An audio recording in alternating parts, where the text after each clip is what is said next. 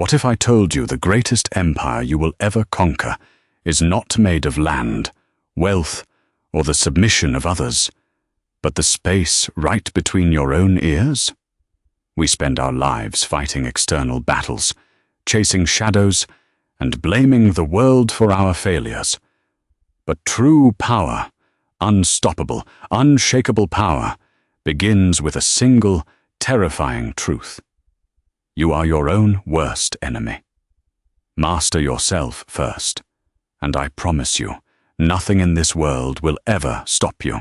Long before the histories recorded the name of General Cassian as a paragon of unbreakable will, he was a man entirely enslaved by his own mind. Born into the nobility of a sprawling, sun-baked empire, Cassian was given every advantage a man could desire. He possessed a terrifying brilliance on the battlefield, a body forged like a weapon of bronze, and an intellect that could outmaneuver the sharpest tacticians of his era. By the age of 25, he was given command of the emperor's vanguard. Men feared him, enemies fled from him, and women whispered his name in the high courts of the capital. Cassian believed he was a god among men. He believed he controlled the world because he could point a sword and make thousands march.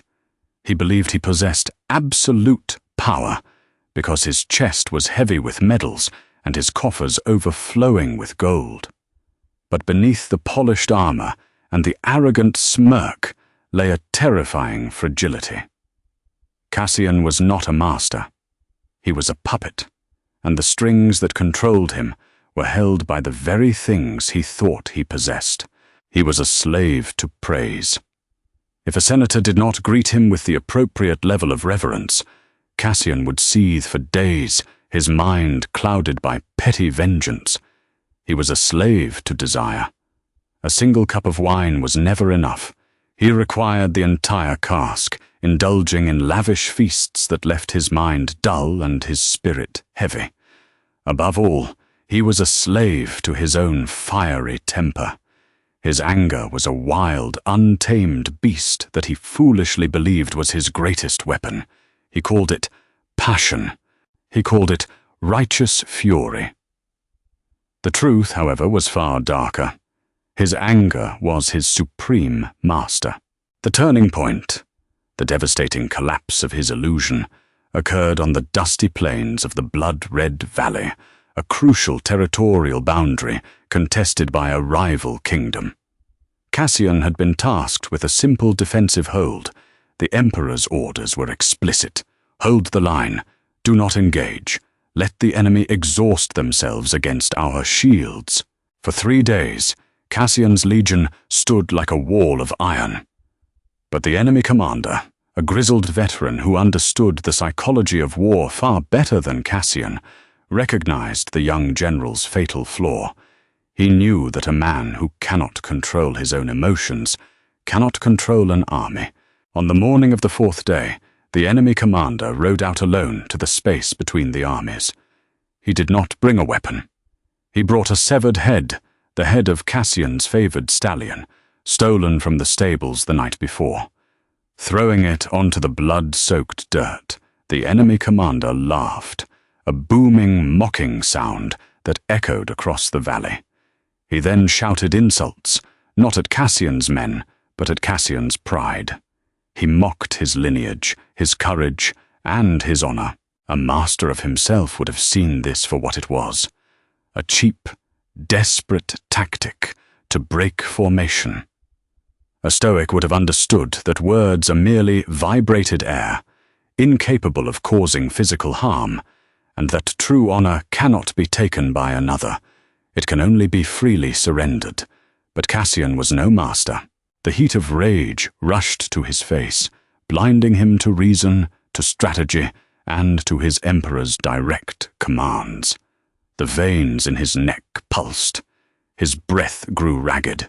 The beast of anger was unleashed, and in that moment, the enemy commander became his puppeteer. "Attack!" Cassian roared, drawing his sword.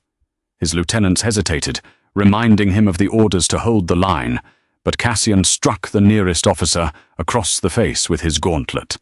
I said, "Attack!" Cassian charged, and his vanguard, bound by duty, followed him into the valley. It was a slaughter. The enemy had perfectly concealed archers in the surrounding ridges, waiting for the defensive line to break. By sunset, half of Cassian's legion lay dead in the dust.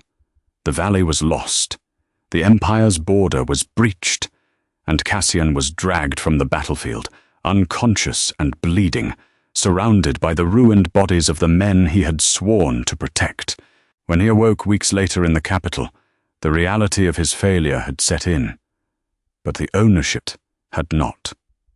Standing before the emperor, stripped of his armor, his rank, and his titles, Cassian's ego fought desperately to survive. The wind favored their archers, Cassian argued, his voice dripping with bitterness. My lieutenants were cowards. The terrain was uneven. The gods conspired against me. The emperor, an old man who had seen countless arrogant youths destroyed by their own hubris, looked at Cassian with profound pity. You have lost a legion, Cassian. But worse, you have lost your mind. You were defeated not by the enemy's swords, but by your own vanity. A man who cannot rule his own spirit has no business ruling other men. You are exiled.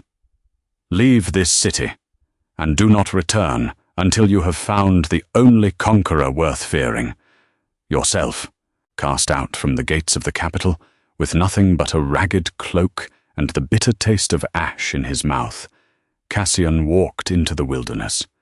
He was a king without a kingdom, a general without an army, wandering aimlessly into the vast, unforgiving unknown. He spent his nights screaming at the sky, cursing the emperor, cursing his enemies, cursing fate itself. He was completely broken, yet he still fiercely guarded the very ego that had shattered him. For months, Cassian roamed the desolate, rocky highlands at the edge of the known world. His once glorious physique withered, his muscles shrinking from starvation, his face scarred by the biting winds and relentless sun. He survived by scavenging, a feral ghost haunted by the memories of his past glory. He believed he was in hell, punished by cruel gods who despised human greatness. One evening, as the sky turned the color of a bruised plum, Cassian stumbled upon a remote stone quarry nestled deep within a mountain ravine. In the center of this quarry stood a solitary figure, an old man, his skin like worn leather, rhythmically striking a massive block of marble with a hammer and chisel. Clack, clack, clack. The sound was steady, unhurried, and perfectly in tune with the beating of the earth. Cassian, desperate for food and shelter, approached the old man. But true to his nature, even in his pathetic state, he demanded rather than asked. "Old man," Cassian barked, his voice hoarse and commanding, "fetch me water, and whatever food you have. I was General Cassian of the vanguard." The old man did not pause. He did not look up. He merely struck the chisel again. Clack. "Did you hear me, peasant?" Cassian shouted, the familiar heat of anger rising in his chest. "I command you to look at me." The old man finally stopped. He slowly turned, his eyes deep, calm, and as unmovable as the stone he worked. He looked at Cassian's rags, his desperate, wild eyes, and his trembling hands. "I see no general," the old man said, his voice quiet but carrying the weight of the mountain. "I see a slave who wears no chains, yet cannot take a single step without his master's permission." Cassian lunged forward, grabbing the old man by his tunic. "I am no slave. I am a nobleman. I have conquered cities. I have slain kings. I can end your miserable life with my bare hands." The old man didn't flinch. He did not resist. He simply looked at the furious hands gripping his collar and smiled softly. And yet, a few quiet words from an old stone-cutter have completely overthrown your mind. You are entirely at my mercy, boy. I decided to make you angry, and like an obedient dog, you barked. You think you are powerful because you can inflict violence. True power is not the ability to strike, it is the ability to choose not to. You are weak. You are ruled by the wind, by words, by the shifting shadows of your own insecurities. Cassian froze. The old man's words pierced through the thick, calloused layers of his ego like a finely sharpened blade. No one had ever spoken to him like this. He released the tunic and stepped back, breathing heavily, suddenly intensely aware of how pathetic he looked. "Who are you?" Cassian whispered. "My name is Corvus," the old man replied, picking up his chisel again. "I am a man who breaks stones. But long ago, I learned that the hardest stone to break is the one inside a man's chest. If you want water, there is a stream behind the cabin. If you want food, you must earn it. There is a hammer over there. Pick it up." For the next week, Cassian stayed at the quarry. He swung the hammer with furious, uncoordinated rage, trying to shatter the boulders Corvus assigned to him. Every swing was fueled by his bitterness. He imagined he was striking the enemy commander, the emperor, the gods. As a result, his hands blistered and bled, his back seized with agonizing pain, and the stone barely chipped. Corvus watched him with quiet amusement. One afternoon, as Cassian threw his hammer to the dirt in a fit of exhausted rage, Corvus walked over. "You fight the stone," Corvus observed. "You fight the hammer. You fight the heat of the sun. You are exhausting yourself fighting everything outside of your control, and so you have no energy left to conquer the only thing you can control." "The stone will not break!" Cassian yelled. "The stone is just being a stone," Corvus replied gently. "It does not hate you. It does not resist you to mock you. It simply is. The resistance is in your mind. You strike it with anger, hoping the world will bend to your emotions. The world does not care about your anger, Cassian. The universe is indifferent to your shouting. The hammer requires rhythm, not rage. The stone requires patience, not pride." Corvus took the hammer from the dirt. He stood before the massive boulder. He didn't look angry. He didn't look strained. He took a deep breath, centered his posture, and struck the chisel. He struck it again, finding the natural fault line in the rock. With 3 precise, emotionless, disciplined strikes, the massive boulder split perfectly in 2. Cassian stared in awe. "The strength was not in my arm," Corvus said, handing the hammer back. "The strength was in my stillness. Before I could break the stone, I had to master my desire to break it quickly. I had to master my frustration. When the mind is still, the body becomes a perfect instrument. When the mind is chaotic, even the strongest body is just a flailing beast." That night, sitting by the fire, Cassian finally asked the question that would begin his true journey. "How do I stop being a slave?" Cassian asked, looking at his scarred, calloused hands. "How do I build that stillness?" Corvus tossed a log into the fire, watching the sparks dance into the night sky. "You must understand the fundamental divide of the universe," Corvus began, his voice taking on a hypnotic, philosophical cadence. "There are things we control, and things we do not. You do not control the weather. You do not control the actions of other men. You do not control your reputation, your health, or whether you win or lose a battle. You did not control the enemy commander who mocked you in the valley." "But I should have killed him," Cassian interrupted, defensive. "Why?" Corvus challenged. Because his mouth made sounds? Did his sounds cut your flesh? Did they break your bones? No. They only injured your pride, and your pride is a fragile construct of your own making. You handed him the keys to your mind, Cassian. You said, "Here, my enemy. Take my peace. Take my logic. Take my command." You defeated yourself. Cassian bowed his head, tears of deep, agonizing shame finally breaking through his eyes. It was the first time since the battle that he stopped blaming the world.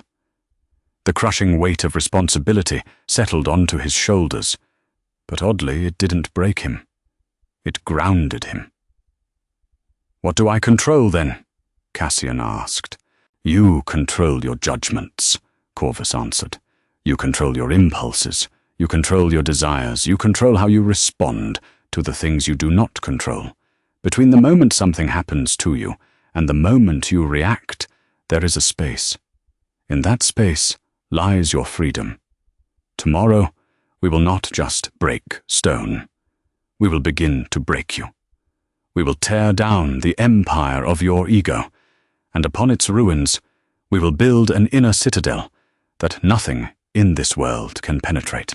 The transformation of Cassian did not happen in a single cinematic epiphany. It was a brutal, agonizing, and slow grinding away of his former self. It was the forging of steel in the hottest fire, requiring constant heat and merciless hammer blows. Corvus became not just a master stonecutter, but an architect of the soul. The training began with the mastery of desire. Cassian, accustomed to the finest meats and wines of the capital, was fed only a meager portion of dry bread and water. At first his body rebelled, his stomach cramped, his mind hallucinated with cravings, and he would often wake in the middle of the night, sweating, desperately wishing to steal more food from the cabin. "Hunger is a sensation, nothing more," Corvus told him one morning, as Cassian stared miserably at a crust of stale bread. "It is an animal impulse. If you let an animal impulse dictate your mood, you are an animal. Eat to fuel the body, not to satisfy the mind's greed. Strip away the judgment that hunger is bad. It simply is." To teach him this, Corvus instituted the practice of voluntary hardship.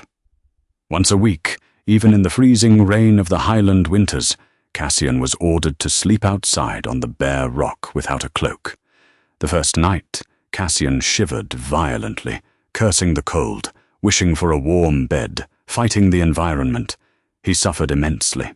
The second time, remembering Corvus's words, he tried a different approach.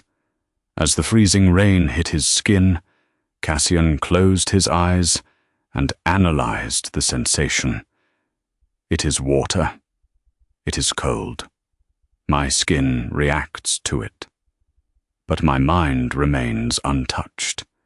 He realized that the suffering was not inherently in the rain.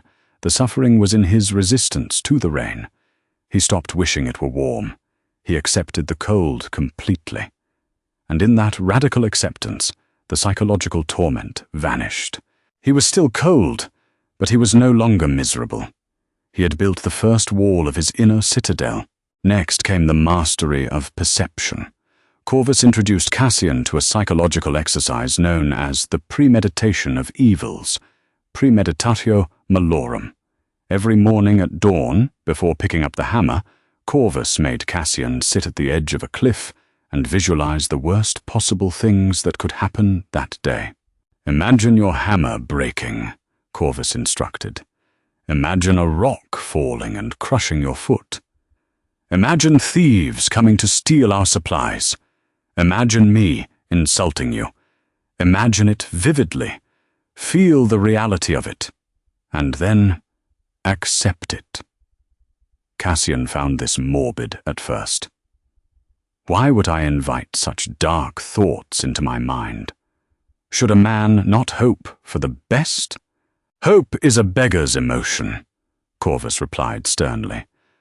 Hope puts your happiness in the hands of the future, which you do not control. If you expect a perfect day, the slightest inconvenience will shatter your peace. But if you have already lived through the worst in your mind, and you have already decided that your character will remain unbroken regardless of what happens, then nothing the day brings can surprise you. You become invincible because you have already defeated the catastrophe in the arena of your mind. Months turned into years. Cassian's body transformed again, not into the bloated, pampered physique of a nobleman, but into something resembling the mountains themselves, lean, hardened, and scarred. His movements became deliberate. He spoke less, and when he did, his words were measured and purposeful. The ultimate test of his emotional regulation came unexpectedly during his 3rd year at the quarry. A group of rogue mercenaries, deserters from the ongoing border wars, stumbled upon their camp. There were 5 of them, heavily armed, hungry, and violently disposed. They kicked over the cooking fire, drew their swords, and demanded all the food and tools in the quarry. The old Cassian, the volatile, arrogant general, would have felt the immediate rush of blood to his head. He would have roared with indignation, grabbed a hammer, and charged them recklessly, driven by pride and the insult of being threatened by common criminals. But the man standing there was no longer the old Cassian. Cassian observed the mercenaries. He noted their shaky hands, their desperate eyes, the poor maintenance of their weapons.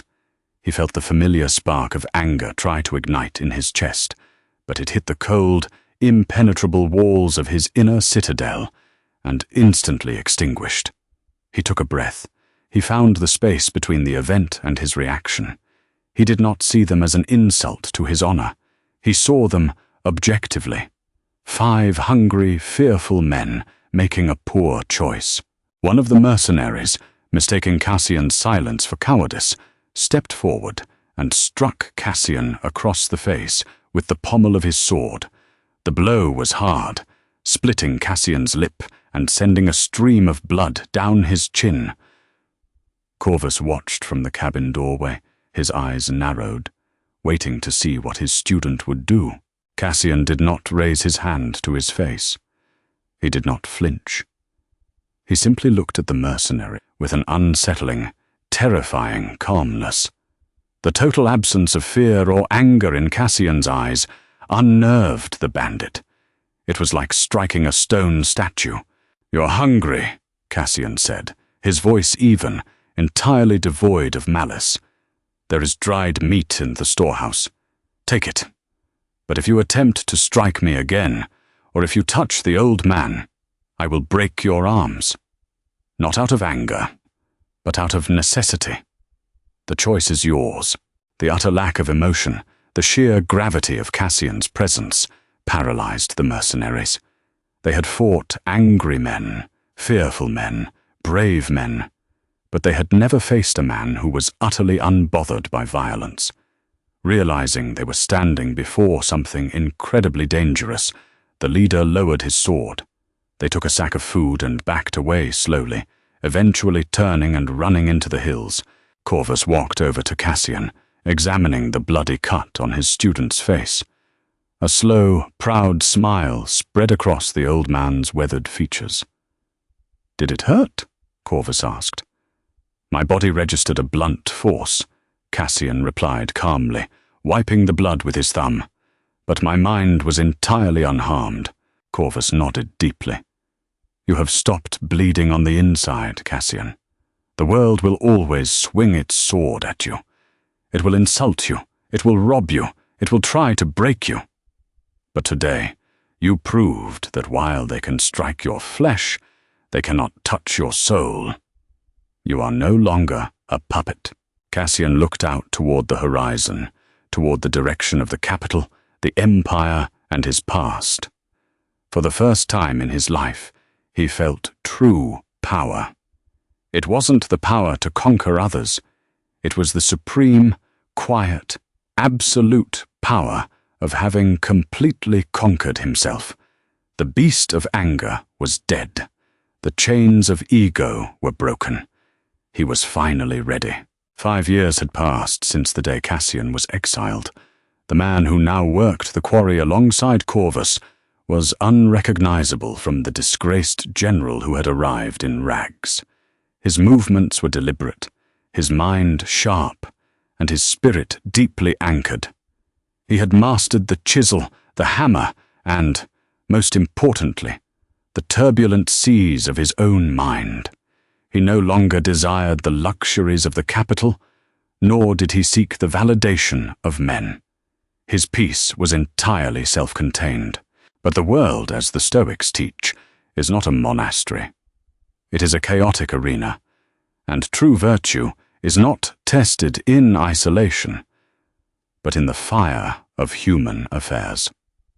The test arrived on a crisp autumn morning.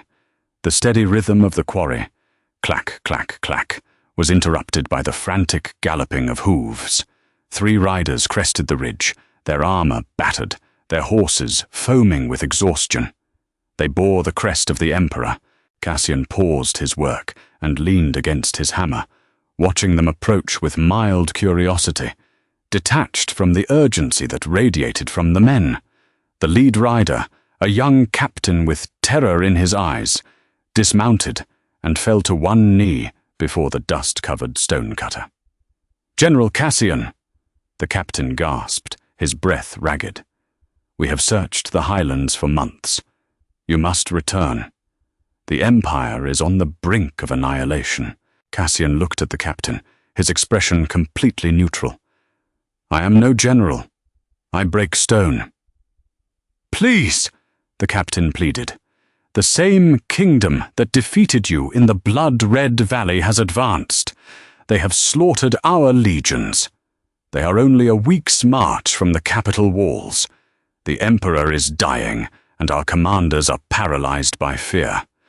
The emperor's final decree was to find you. He said you were the only one who could save us." The old Cassian's mind would have exploded with a toxic cocktail of emotions. He would have felt a surge of vindictive triumph. They need me now. They see my worth. He would have felt the burning desire for revenge against the enemy who humiliated him. He would have basked in the desperation of the captain, feeding his starved ego with their panic. The new Cassian felt absolutely nothing of the sort. He analyzed the information objectively. The empire is falling. Men are dying. I have a skill set that can prevent unnecessary suffering. The Stoic principle of sympatheia, the understanding that all human beings are parts of a single, interconnected whole, demanded action. It was his duty to act, not for glory, but because it was the right thing to do. The outcome of the war was not in his control, but his effort to protect his fellow citizens was. Cassian turned to Corvus. The old master stood by the cabin, his arms crossed, a knowing glimmer in his ancient eyes. "The forge has done its work," Corvus said softly. "Now, the sword must be tested in battle. Remember, Cassian, you are not returning to conquer an army. You are returning to maintain your inner citadel amidst the madness of the world. Do not let their panic become your panic. Do not let their praise become your pride." "I will hold the line," Cassian replied, bowing his head in deep reverence to the man who had saved his soul. He left the quarry with nothing but the simple wool tunic on his back and his worn leather boots. He did not ask for a horse. He walked alongside the riders, matching their pace with the tireless endurance he had built in the mountains. When Cassian finally passed through the towering gates of the capital, he entered a city consumed by madness. Refugees flooded the streets, merchants hoarded goods, and politicians argued hysterically in the squares. Fear was a contagion, and the entire city was infected. As he walked toward the imperial palace, some recognized him. A few spat at his feet, remembering the disaster he had caused 5 years ago. "Traitor!" they hissed. "Failure!" Others, desperate for a savior, reached out to touch his garments, weeping and begging for salvation. Cassian walked through the crowd like a ghost, passing through mist. He practiced the discipline of assent. He did not agree with the insults, nor did he agree with the praise. Their opinions are merely echoes of their own fear, he thought. They have no bearing on my character. He entered the war room of the palace, pushing open the heavy oak doors. The room was chaotic, filled with sweating generals screaming at each other over a massive map table. At the head of the room sat the emperor, frail, pale, and coughing violently into a blood-stained cloth. Silence fell over the room as the ragged, scarred stonecutter stepped into the light. "Cassian," the emperor whispered, a frail smile touching his lips. "You look different. You have no armor." "I found better armor in the wilderness, my emperor," Cassian said, his voice calm, resonant, and entirely devoid of the arrogance that had once defined it. One of the generals, a pompous man dripping in gold medals, scoffed. "We summoned a commander, not a beggar. How dare you stand before the council in rags? We are facing a siege. We need men of action, not disgraced exiles." Cassian turned his gaze slowly to the screaming general. The sheer intensity of his quiet, unmoving stare made the general swallow hard and step back. "You are losing this war," Cassian stated simply, pointing at the map, "because you are fighting it in your minds before the enemy even arrives. Look at you. You are exhausted, panicked, and ruled by the terrifying phantom of defeat. You are reacting to shadows." Cassian stepped up to the table. "I will take command, but we will not fight them at the walls. We will march out and meet them in the blood-red valley." The room erupted in outrage. "Madness!" a senator cried out. "That is where they crushed you. It is a death trap." "It is where they expect us to be afraid," Cassian replied, entirely unbothered by their yelling. "It is where they believe they have the psychological advantage. But strategy is not dictated by ghosts of the past. The valley provides the only geographic choke point to neutralize their superior numbers. We leave at dawn." He did not ask for permission. He did not argue. He simply stated the logical truth with such overwhelming, grounded certainty that the panicked men in the room found themselves gravitationally pulled into his calm. The emperor nodded weakly. The command was his. The march to the blood-red valley was entirely different from the march 5 years prior. There were no lavish tents for the commanders, no copious amounts of wine to dull the nerves, no boisterous speeches promising immortal glory. Cassian stripped the legion of all excess. He rode at the front, not in gilded armor, but in standard infantry steel. He ate the same meager rations as the lowest foot soldier. He did not speak of victory or defeat. He spoke only of duty, formation, and discipline. "Do not waste your energy imagining the battle," Cassian instructed his lieutenants as they camped on the eve of the confrontation. "Fear is a misuse of imagination. Focus only on the step in front of you. Focus on the shield beside you. If death comes, let it find us doing our duty. If victory comes, let it find us unchanged." His stoic calm was infectious. An army is a reflection of its commander. Because Cassian didn't harbor anxiety, the frantic energy of the legion settled into a cold, terrifying resolve. They were no longer a desperate mob. They had become an extension of Cassian's own disciplined mind. On the morning of the battle, a heavy fog rolled through the blood-red valley. Through the mist, the massive silhouette of the enemy army appeared. They outnumbered Cassian's forces 3-1. Their banners snapped aggressively in the wind, and the deafening rhythm of their war drums shook the earth. Leading the enemy vanguard was the same grizzled commander from 5 years ago. He sat atop a massive black war horse, a cruel smile etched across his scarred face. He saw the banners of Cassian's legion and recognized the opportunity. He intended to employ the exact same psychological warfare that had handed him victory half a decade earlier. The enemy commander rode out alone into the space between the armies. "Cassian!" The commander's voice boomed across the valley, dripping with venom and mockery. "The coward returns! I see they pulled you from whatever ditch you've been hiding in. Tell me, did you come to cry over the bones of the men you sacrificed to my archers last time, or did you bring more pigs for the slaughter?" The enemy troops erupted in cruel laughter, banging their swords against their shields. In the ranks of Cassian's legion, hands tightened nervously around spears. The lieutenants looked at Cassian, terrified that their commander would once again snap, that the beast of his anger would be unleashed, dooming them all. Cassian sat on his horse, perfectly still. He listened to the insults. He watched the enemy commander's chest puff out with arrogant pride. Inside Cassian's mind, the premeditation of evils took over. He had already practiced this exact moment 1,000 times, sitting on the edge of the cliff with Corvus. He had already felt this insult, analyzed it, and discarded it as meaningless noise.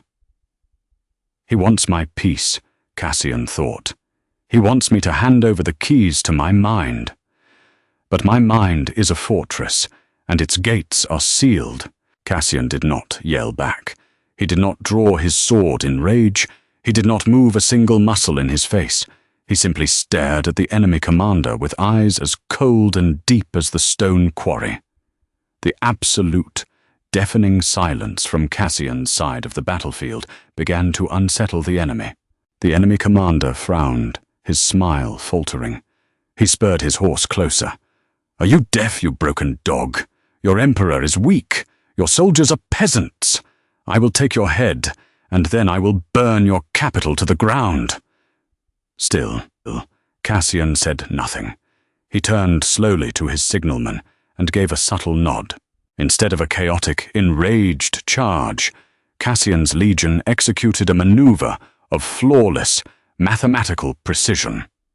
The infantry locked their heavy shields together, forming an impenetrable wall of iron, the testudo formation. They began a slow, synchronized, relentless march forward. Step, clack, step, clack. It was the exact rhythm of Corvus's hammer striking stone.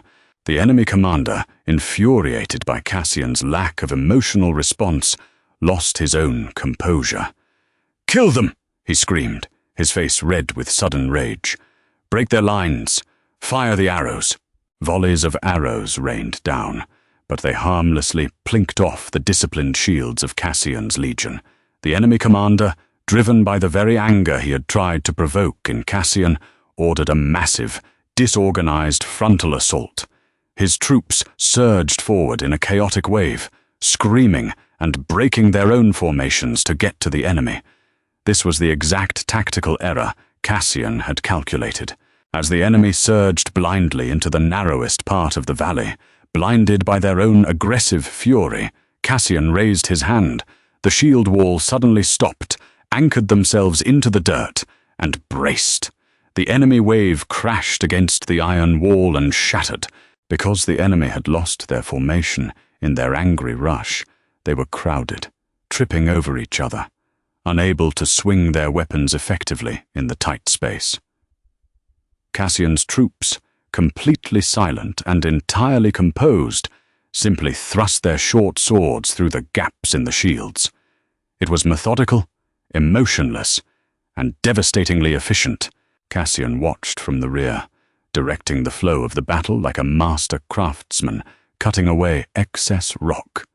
When the enemy's morale began to crack, when panic replaced their rage, Cassian unleashed his cavalry from the hidden ridges, the very ridges the enemy had used against him years ago. The battle turned into a rout. The massive enemy army collapsed in upon itself, consumed by fear, fleeing in every direction. In the chaos, Cassian rode forward. He found the enemy commander trapped beneath his fallen horse, his leg pinned, his face pale with terror as Cassian dismounted and walked toward him. The commander looked up at the man he had mocked, expecting a brutal, gloating execution. He expected Cassian to scream at him, to boast of his revenge. Cassian looked down at the defeated man. He felt no anger. He felt no joy. He saw only a man who was a slave to his own passions, just as Cassian had once been. "You fought with rage," Cassian said quietly, the sounds of victory ringing out across the valley. "Rage is a fire that burns the vessel carrying it. You defeated yourself." Cassian did not execute him. He motioned for 2 soldiers to lift the horse and take the commander as a prisoner of war. "Treat his wounds," Cassian ordered. A true master does not inflict unnecessary cruelty. When Cassian returned to the capital, the city was in a state of absolute euphoria. The impossible had been achieved. The threat was neutralized. The emperor, having clung to life just long enough to hear the news, offered Cassian the greatest rewards a man could dream of: his weight in gold, command of all imperial forces, and a seat on the high council. The old Cassian would have taken it all. He would have bathed in the adulation, draped himself in purple silk, and demanded statues built in his honor. Standing in the throne room, with thousands chanting his name outside the palace windows, Cassian looked at the glittering gold and the medals being presented to him. He smiled, a small, quiet, genuine smile. "I decline, my emperor," Cassian said, his voice echoing in the stunned silence of the great hall. "Decline!" the emperor gasped. "But you are the savior of the empire! You can have anything you desire. You have conquered the world." "I have not conquered the world," Cassian corrected gently. "The world cannot be conquered. It will always shift, it will always turn, and empires will eventually fall to dust. The only thing I have conquered is myself. And because I have conquered myself, I need none of this." He bowed respectfully to the emperor, turned his back on the gold, the power, and the cheering crowds, and walked out of the palace. He walked out of the city gates, leaving the noise and the illusion of glory behind him. He set his face toward the distant highlands, toward the quiet solitude of the stone quarry. He knew there was more rock to break, more discipline to forge, and a lifelong journey of mastery ahead. He was no longer a general. He was no longer a slave.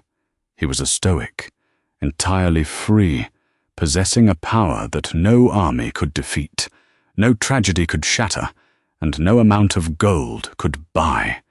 He had mastered himself, and true to the promise of the ages, absolutely nothing in this world could stop him. If this story awakened something within you, if you are ready to stop being a slave to your emotions and start building your own inner citadel, then leave a like, share this with someone who needs to hear it, and subscribe to the channel. Remember, the world will always throw chaos your way, but how you respond is your ultimate power. Drop a comment below saying, "I am the master of my fate," and join our community of modern Stoics. Until next time, stay strong, stay disciplined,